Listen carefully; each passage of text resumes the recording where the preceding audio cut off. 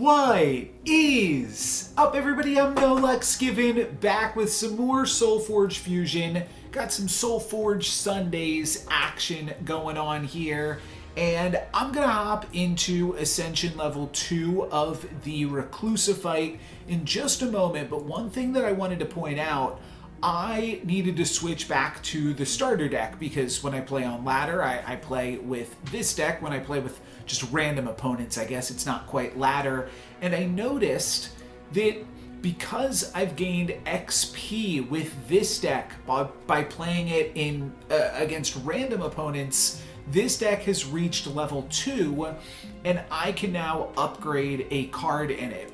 I'm not going to do that for this video. We're still just going to focus on the stuff going on in the starter deck, but I thought that was really interesting that you can still earn XP towards the campaign mode while on the ladder, and that'll definitely be something that we want to take advantage of if I ever choose to switch decks. Maybe the ascension levels get too hard, but for now, each turn there is a 10% chance for the boss to play a spider egg minion. Does not seem like it's going to be too hard. I'm at least going to play this first battle here. I'll probably play 2 battles in this video.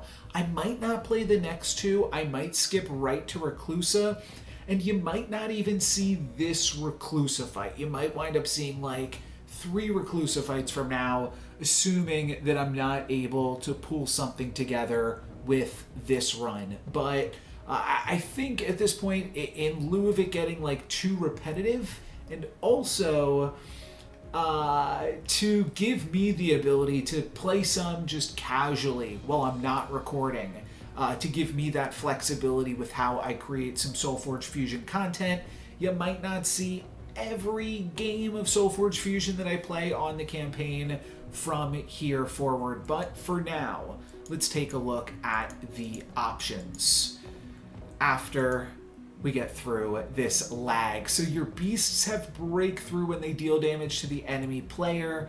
They get 5 health.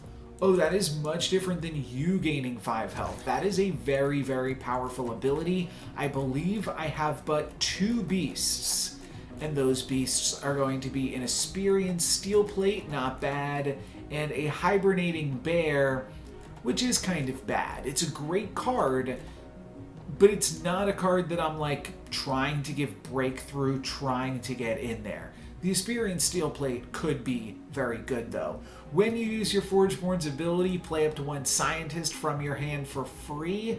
That won me a game. That won me the game. That helped me beat Reclusa last time. So I think that's what I'm going to go for. The end of the second deck cycle, grab the Witherfrost Circle. I do like this one a lot too. And it's good at cleaning up some spoilers.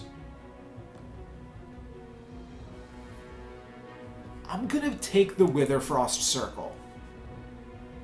Yeah. Play a random card from your discard pile. I'm going to go for this. I don't think it's super important early on, but I think it will be important eventually. And we can play a Lightning Spark at the end of each deck cycle. Each player destroys one of their creatures at the start of the 3rd turn of each deck cycle. I'm never going to remember that, so that really does not sound fun. Or Crux Kobold destroys your creature with the lowest attack at the end of each deck cycle. So these are pretty similar, except this is both players, which could be interesting. It's pretty good with the card that just activates and makes wisps, the Relentless Wanderer. So let's go for this one. Originally I was picking like whichever opponent felt the hardest. I don't think I'm gonna keep that going at this point. Hibernating Bear, I mean, I probably play the Energy Surge before I play the Hibernating Bear, huh? And I've got War Machine here too. So I might just go Energy Surge, level the Bear, then play a huge War Machine. That seems good to me. Grab a swig of water here as well. Now, why do they have... Oh.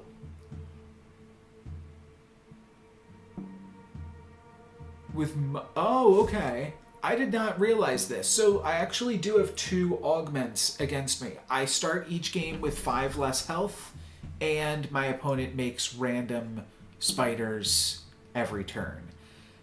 Metamind Overseer is enough to positive battle a hibernating skeleton, but I think I want to get the War Machine online. I think that that's just good practice. I think that's going to make it difficult dealings for my opponent here.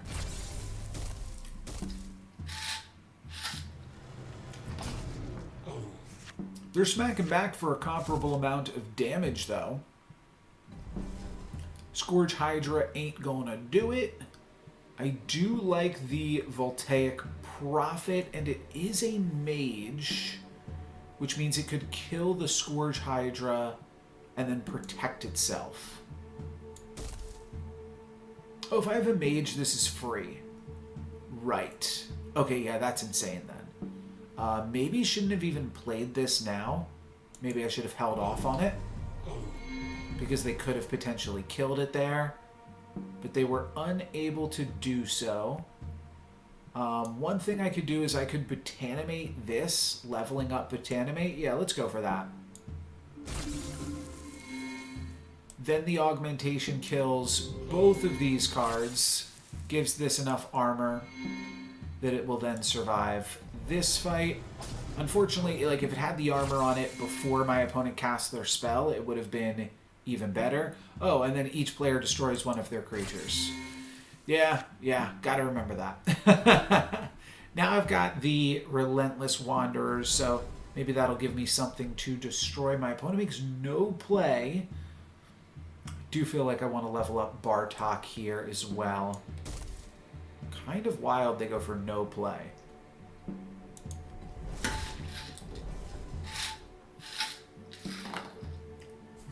Alright, and then an 8/8. Oh, I was up first. I had the Forge. Apologies. I do still feel like I like the Relentless Wanderers, but I think I just want to get the Decayosaur online, because this can make much better use of the +2/+2 from Bartok.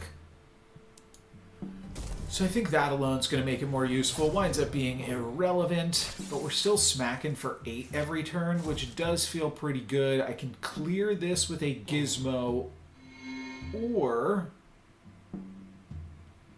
I can use the Gizmo to pump out a pretty big War Machine.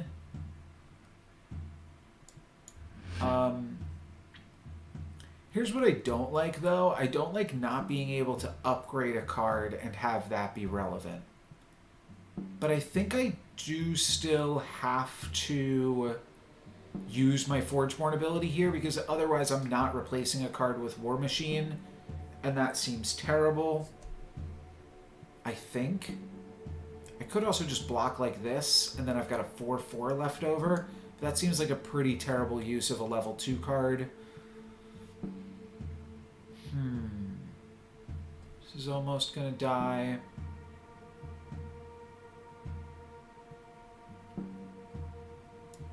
Like, if we're gonna trade off the Hibernating Bear, we make that decision right now.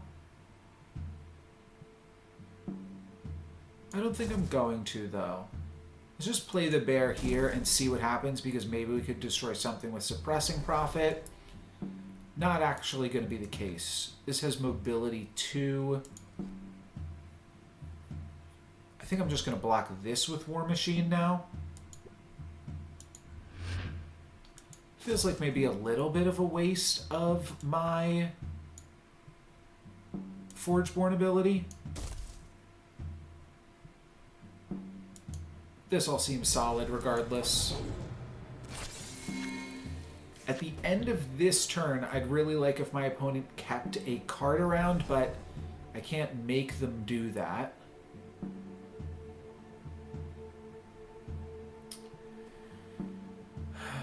Probably, I mean, what cards am I looking to play here? I don't really know what I'm looking to play. But I do feel like I have to lead with Energy Surge and probably just play the Venerable Assassin second.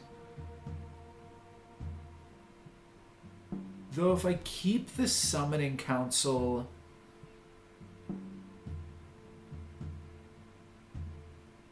Yeah, I guess I'm leveling up this. Because if I use the Summoning Council, then I can sacrifice one of the Wisps to the trigger at the start of next turn.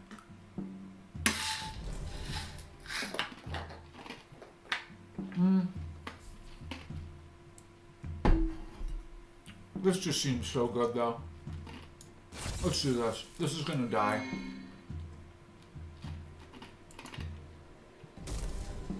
This was gonna die.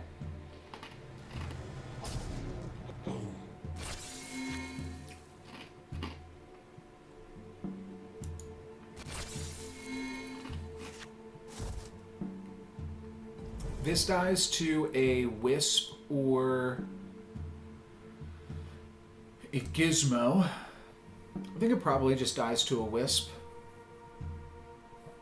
This is a warrior, so I can give it enough armor that it survives this. I could also use my Botanimate here.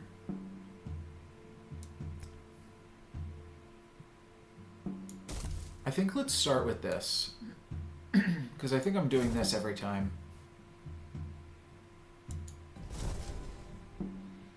Alright, a Zimus. What does Zimus do in this game again? Okay, and it loses all abilities. Right.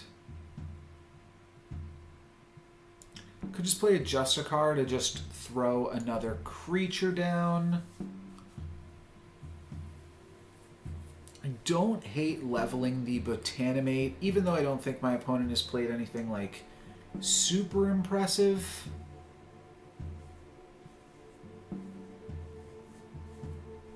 Yeah, I don't know. They haven't played anything super impressive. One thing I kind of do like, though, if I force field here, this is a 19. Oh, this card's going to kill my opponent next turn. Okay, yeah, I forgot my opponent's at 13. Let's just put on the pressure here. And Zimus actually trades. That's pretty nice for my opponent in this location. Yeah, Zimus is strong. But this is lethal, and I have the Forge, which means they can't block my stealth creature. So now I just play this here. Kill this, and then I get to play a random card here, too. Okay. That's not a great random card. But now we've got the Hibernating Bear. So that should be pretty good. Probably going to Mega Gizmo it up. Yeah, why not?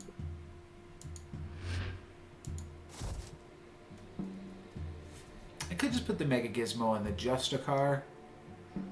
I'm finding it difficult to see how I'm going to lose this one. But this is lethal. The bear's already lethal. So there's no real reason to... Okay. No real reason to further pump the bear is what I was going to get at. This is not a block. They still take lethal here. They had to kill this.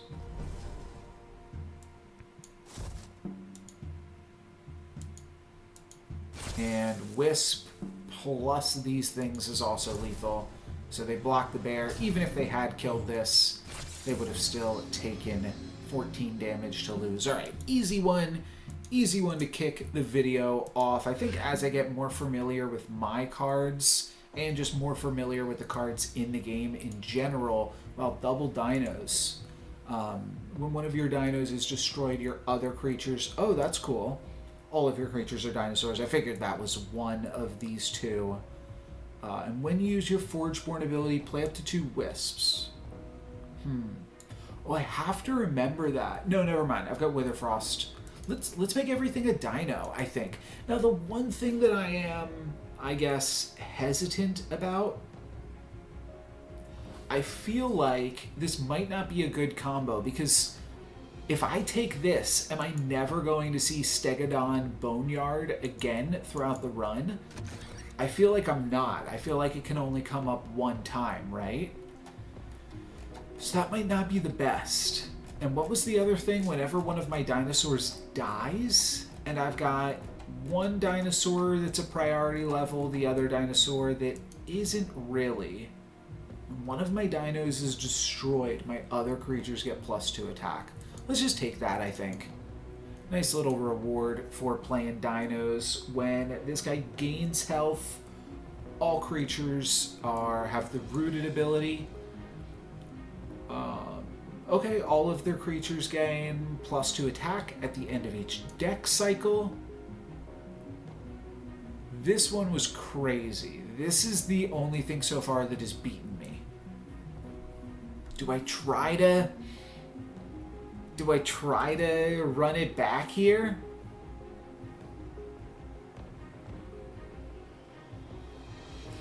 I might. You know what? This isn't a coward's video. Let's see if we can beat the Chainer Adept.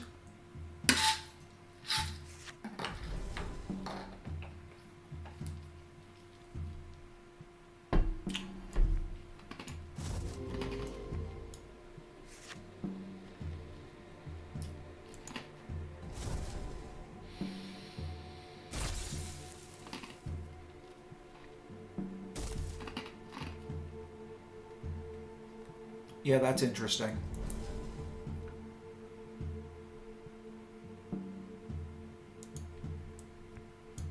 You do get to eat their other wisp. I say interesting because this gets to... Oh, that's a bummer. This got +2/+2. And now it's going to become a 6/4. This is a very big wisp. Larry is not quite going to kill it. Oh, yes, it will, because of the Flame Sculptor's seal. Combat Techno Hulk can survive this. Can also go Metamind, Overseer, and then War Machine here. Or Asperian Steel Plate here. Steel Plate does level up better than the War Machine. But the War Machine is just such a threat.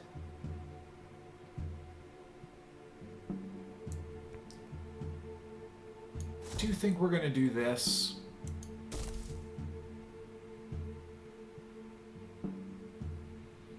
Yeah, they're going to get to play a bunch of free cards here. End of this turn anyways. That was a bad play by them, I think.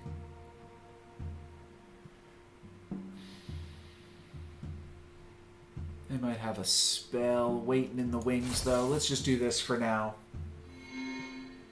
So it's whenever any creature dies. So they get to play up to 4 spells here for free. Pretty gnarly. They only had 1, but still. Voltaic Prophet and Suppressing Prophet, actually pretty insane. Oh, this has Defender.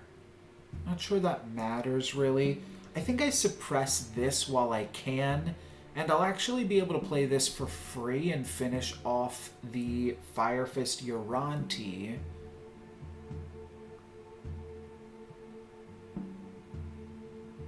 Yeah, that should work.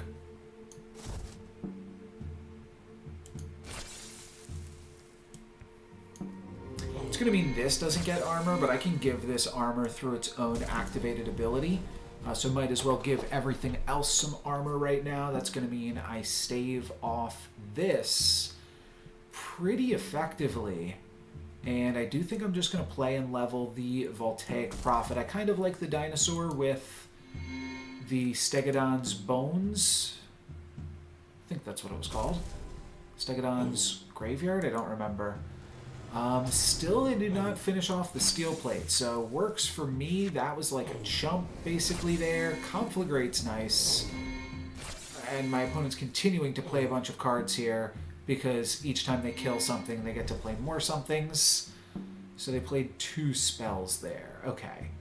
But because they played spells, this Voltaic Prophet is actually pretty big.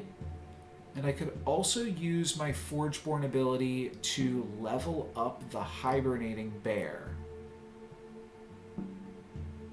Don't hate that. It gains 5 armor. I have to think if I want to put damage on it this turn, and I think I don't really want that. Well, if I have a robot in play, I make a Mega Gizmo instead. So let's do that. Let's play a Gizmo here. Upgrade the bear. And then play this. And now because I have a robot, I will make a Mega Gizmo. These two will trade, and then I'll play a big Voltaic Prophet, hopefully in front of something that my opponent makes here. No, not quite. Okay, they're going to turn this into a Wisp, make a Wisp. But I do think I'm going to play this on top of the Mega Gizmo. Yeah, I think that's just good value here. We'll activate, that's the end of the turn though. And then trade, negative battle, and take 2. Steel plate's looking pretty solid on top of this. Could use Might of the Herd. Oh, does this have Defender? Oh, okay. And my opponent's all mages?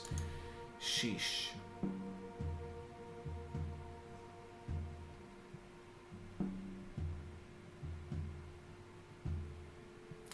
So they can deal 1 damage to an enemy. So they can deal 3 damage to my Gizmo. I guess I'll just lead with this. Then I'm probably just going to trade with this, or maybe chump. Use the Transcendent to positive battle here, or positive battle with this, or just trade with this. Any of those plays seem good. Alright, Flame Sculptor Steel means I do get to activate this Voltaic Prophet. They don't quite get to take this out, so that seems good to me. And what do I want to have survive? A 2-5, a 4-2, or nothing? I guess a 4-2.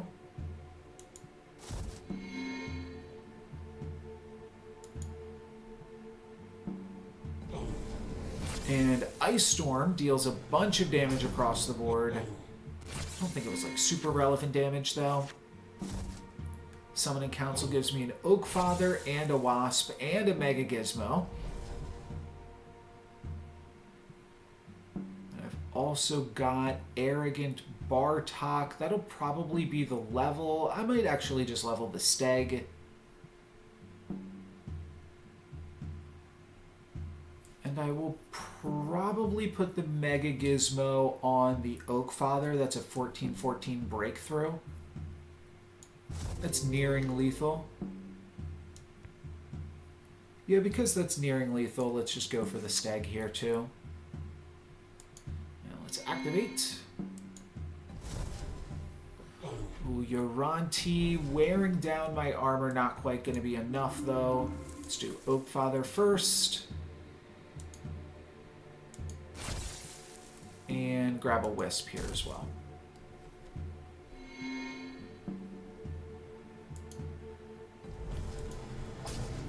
Alright, so we've got a 14 power breakthrough. My opponent finally makes a Spider Egg.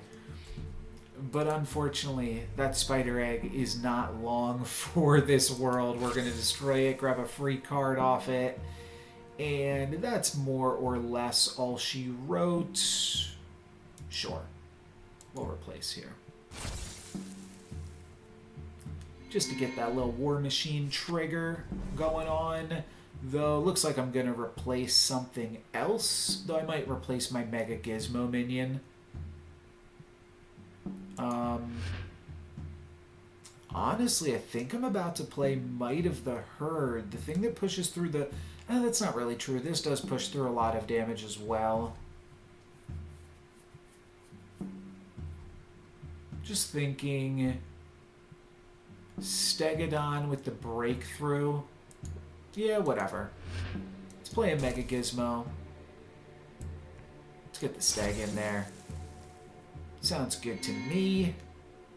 Gonna go back to my starting life total and then see what my opponent can do here. Well, 3 damage to each enemy creature.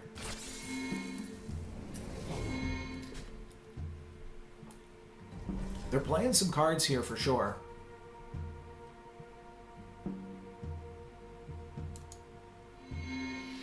This now survives. That's pretty good. So basically this is +9. This being 11 is only a +5. So I guess Dino it is. Okay, Lyria could potentially... Oh no, it's 3.1, so Lyria is not able to spawn anything. Plus, both of these things had breakthrough, so don't think it was really happening there. There we go. There is a 2-0. I think that's going to be it for me today. Shorter video than the previous ones as I am kind of getting through it here. Let's take a look at these enhancements as well before we go. We got a beast one. Your beasts have mobility too. Again, my beasts aren't all it's cracked up to be in this deck. When one of your scientists is destroyed, play up to 1 gizmo minion. But I didn't take the other scientist thing. The start of the first turn, create and play an Aloyan Foundry. I believe this comes into play with 4 armor. I believe that's what the 4D means. Because it appears here. When you replace a creature, give this +2 armor. If it has 10 or more armor, replace it with Ambriel.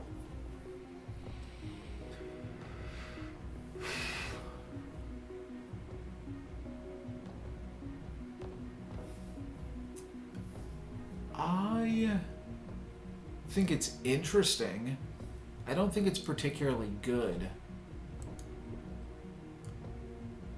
I kind of like my scientists making gizmos. I've got 2 scientists, I believe. It's going to be the Metamind Overseer and the Transcendent Biologist, which isn't that exciting. All right, so let's maybe take this thing and see if it's any good. I don't really imagine I'm going to be trying to utilize it that much, but with 4 armor at the start of the game, it's kind of tough to remove, which means maybe it will be able to stick around and maybe I will grab an Ambriel. I wasn't thinking I was going to record this next game, but it looks like I've got a pretty good setup to activate Aloyan Foundry, so I want to see what that is all about here, and we'll see if we are able to make that happen. My opponent playing a bunch of new cards and stuff. This thing made this thing. This thing made a Rage Idol, deploy, play Rage Idol, move up to 1 enemy creature to this lane, but they played it across from this, so that's not quite going to work. Could play something here to trade with this. When an enemy creature is destroyed in this lane, deal 2 damage to the enemy player. Yeah, I mean, what I was thinking as I was just... Oh, but that's now a spell. Oh, so maybe now I do just want to play Voltaic Prophet here. And I will eat the Goliath. That could be good.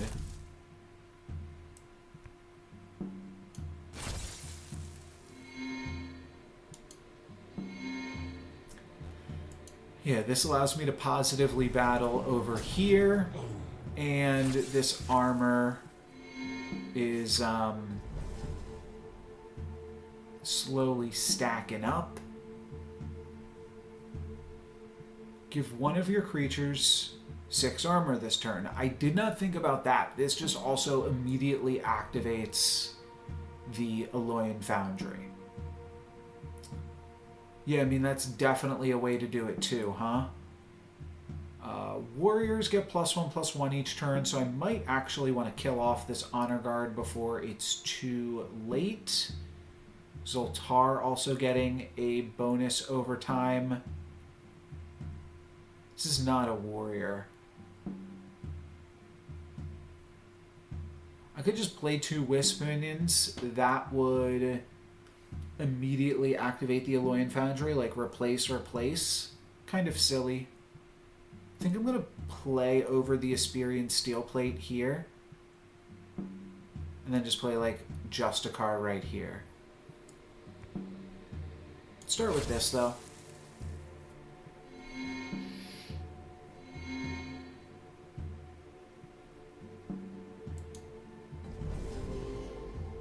That is Guardian's Wall to shrink my Steel Plate. Is that all that this does? When you play a warrior in this lane, do it again. Dang, okay. I do think Justicar to trade is going to be good. Hibernating Bear does not trade. Could replace the Steel Plate, but let's just do a trade for now. Oh, and then a spell was played, so I do get to activate this. And Primordial Slam is going to continue to make this thing pretty big. Alright, a replace with War Machine on the Metamind Overseer will allow me to... oh, I wonder if when you replace a creature... Yeah, I don't think that counts for Botanimating. Definitely going to want to Energy Surge here, though, so that way I can activate my Voltaic Prophet. So something like Energy Surge into War Machine is probably where I want to be. War Machine is a warrior as well, so there's also some synergy there. Yeah, let's plan on doing this. And I think leveling up Bartok. Though, maybe I just want to level up Botanimate, and if I need to level up Bartok, I will use my Forgeborn ability. Let's activate here. Creatures adjacent to this, a whole bunch more stats, yikes. Alright, well I think we're going to wind up trading in 2 against this. I'm not going to do the math, though. Just play the Gizmo, activate my god. My god. And yeah, this will be a trade in 2. And I'll take 5 points of damage, but I'm definitely ahead on the board right now. And now I gain 2 armor every turn, despite taking a little bit of damage there. I probably do not want to use my Forgeborn ability right this second, considering I drew all of my leveled up cards right here. Could use the Botanimate on Honor Guard. That seems reasonable. This is a trade, so I hate that. I'll probably just play the Justicar here.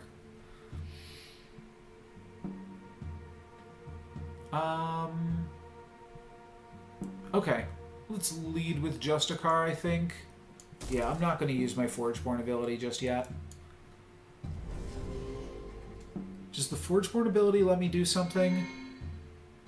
No, it's when my dinosaurs are destroyed. Okay, they play the second Guardian's Wall, which means I will be able to do this. Oh, they took out my Ambriel. Poor thing. Let's Botanimate. Seems good enough to me.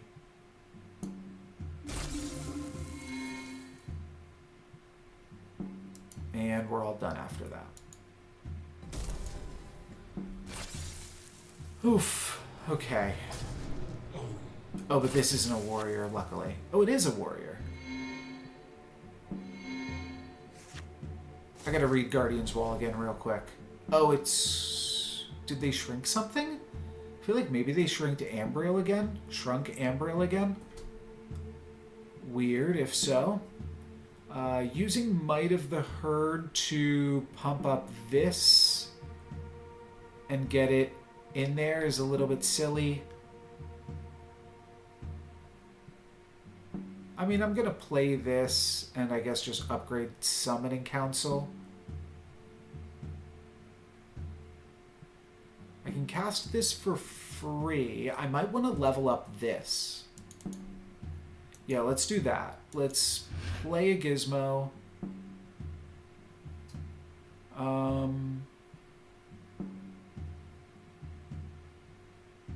Fortunately, I can't save this in any capacity.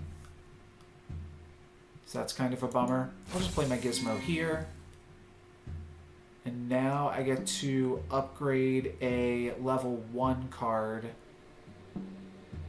Thinking if I upgrade this, then I get to clear this and just hit for more damage. So I feel like that's good. Oh, and it gives all of my creatures 6 armor, too. Sure.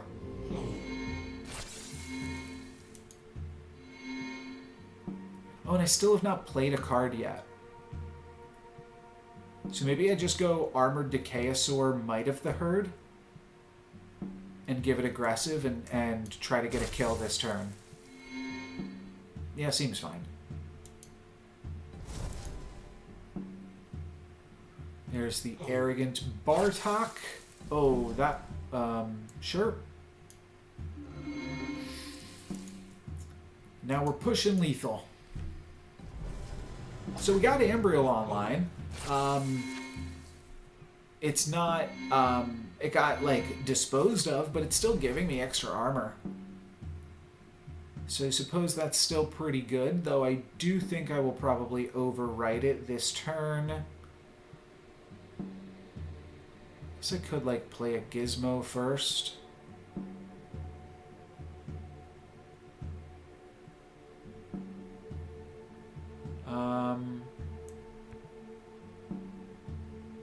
Yeah, I don't really have too many great plays here.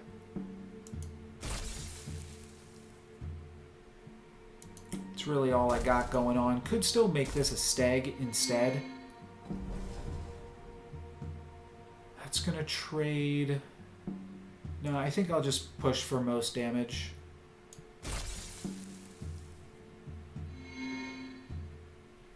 Oh, that's right. I forgot that when this levels up, it also pumps up the creatures adjacent to it.